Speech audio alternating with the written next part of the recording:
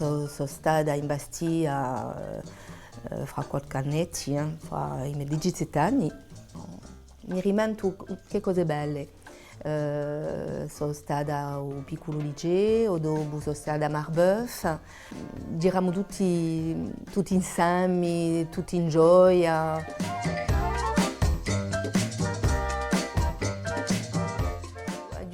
Tre femmine sono state in corti, ma ho fatto che l'università non esisteva mica all'epoca, ci siamo tutti ritrovati in un continente, abbiamo fatto a ZSC, a consulta di studenti corsi, allora là facciamo un'altra storia e era veramente una bella epoca.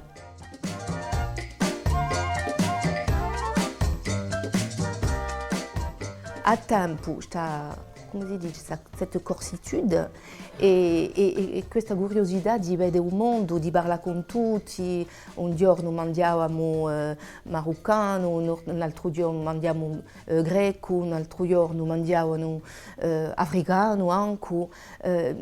E ho fatto viaggi senza parte in luogo, unicamente all'università. Donc, voilà, quindi appena una parentesi che mi manca appena e che mi pare che potesse non esiste più.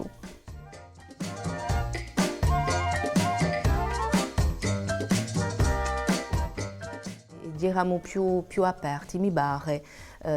O da mamma abbiamo sempre, non ci siamo mica, ma abbiamo sempre questa casa a Saint-Dizier, perché a mia mamma è l'origine di Gorti e di una Saint-Dizipana, si dice così, e il porto era sempre aperto e tutto il mondo veniva, mangiava, quando c'era a Saint-Dizier c'era i banzarotti, tutto il mondo aveva il gomigno in questa casa, dunque mi pare che non esiste più tanto.